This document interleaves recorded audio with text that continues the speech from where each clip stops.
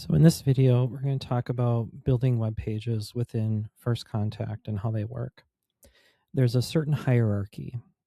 You have to have a section, and within the section, you can create a row. Within a row, you can create a column, and within a column, you can create an element. So I'm going to first create a blank section. Sections are green. And then I'm going to add, let's see here, we're going to pop in a row. So when you add a column, it automatically adds the row. The row is blue and the column is purple. And then let's say I want to put an image. I'll put an image in here. Now if I click the image, I can resize it on the right side here with the width and the height. Okay. I can also come in here and I can adjust the margin and the padding. So sometimes maybe we want it to be a little kind of moved over in certain areas.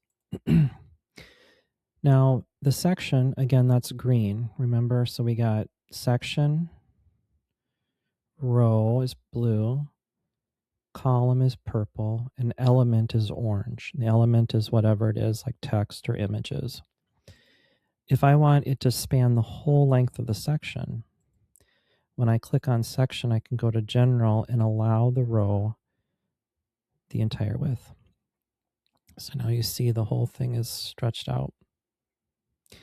Now, let's say I want to bring this back together, but I do want it the whole width on some parts. I can go to the row option, which is blue, and now I can move this and bring it in or out. Let's say I want to add another column. I'd like to have text on one side and an image on the other. If I'm in the purple, which is the column, and hit this little duplicate option here, probably should have blown my window up. There we go. I can now, it's just created now two columns. So there's two columns, just like in Excel. Now I'm going to delete this one. I'm going to add a new element, drop in a headline. Hello there. And the headlines are always H1, but you can change them. Okay.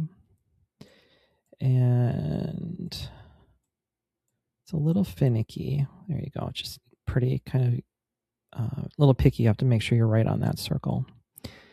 But now let's say, you know, I want to expand the row a little bit more.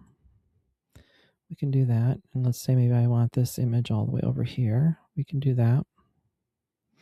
So that's how it is working with sections, rows, columns, and elements.